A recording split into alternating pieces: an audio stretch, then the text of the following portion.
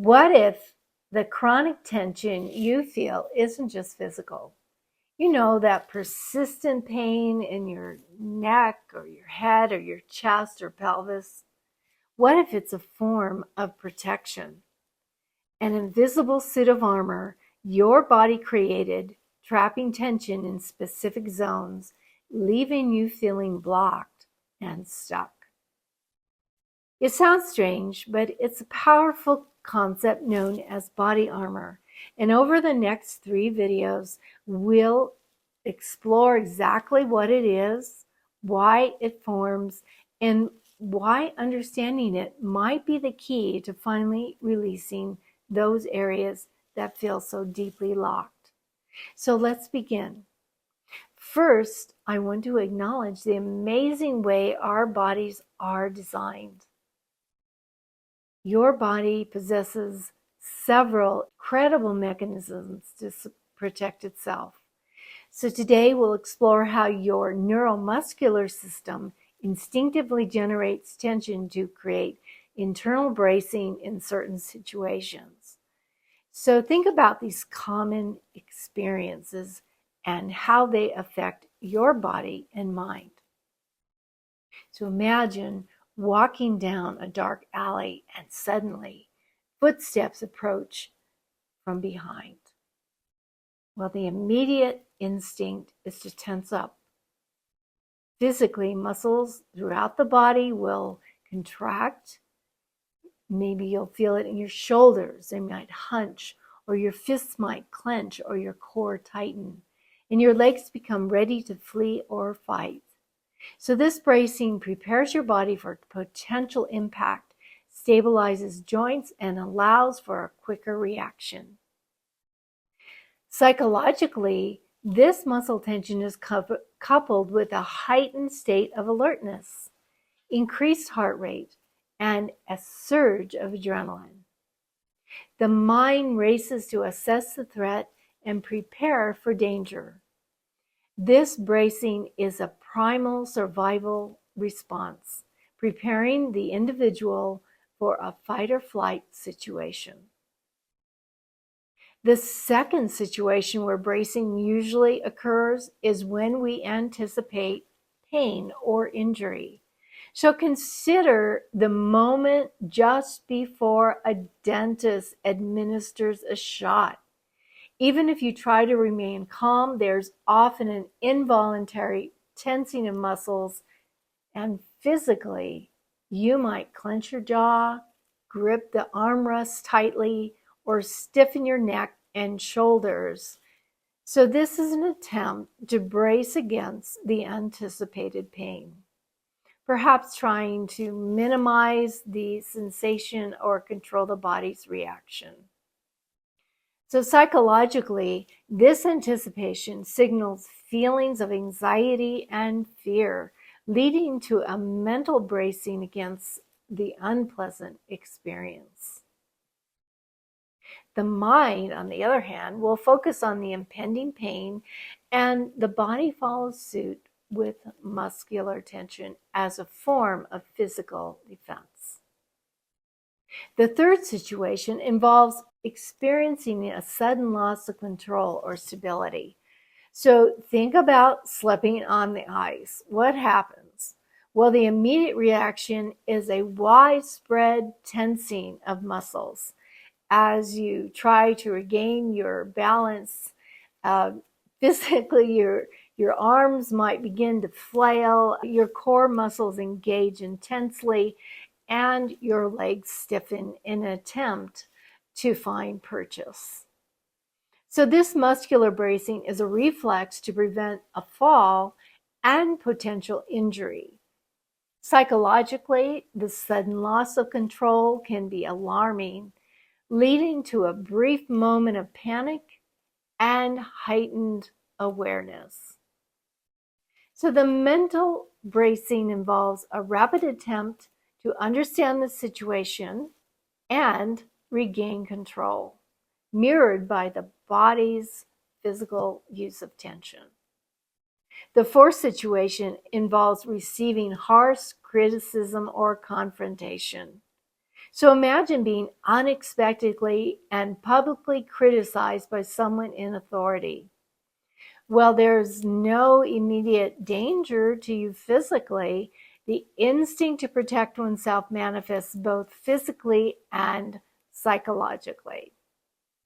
Physically, you might notice your shoulders tightening, your jaw clenching, and a knot forming in your stomach.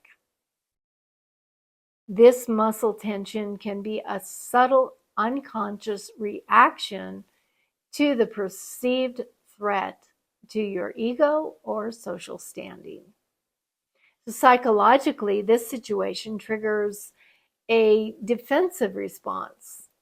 You might mentally brace yourself against the criticism, preparing arguments or justifications, or emotionally withdrawing to protect yourself from further hurt.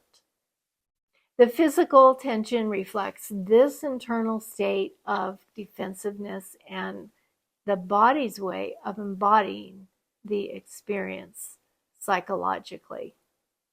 So while our bodies naturally tense up to protect us during brief stressful moments, repeated and prolonged exposure to stress and overwhelm without sufficient time for the body to regroup by relaxing and rebalancing itself can lead to the further development of chronic neuromuscular tension patterns, referred to in body-mind psychology as body armor.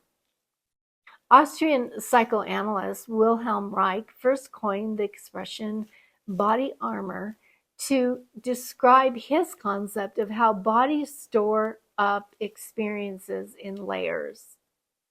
He proposed that as we encounter traumatic or emotionally painful experiences, our bodies respond by developing layers of neuromuscular tension or body armor. He likened this layering process to the stratification of Earth's geological deposits. He suggested that in the human body, each layer of chronic tension may represent periods of distress.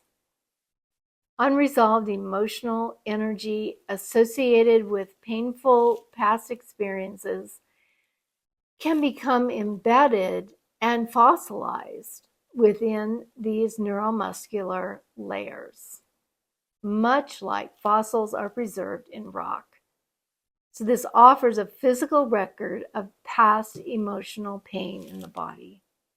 And you describe the process as, quote, the physiological anchoring of a psychic experience, unquote.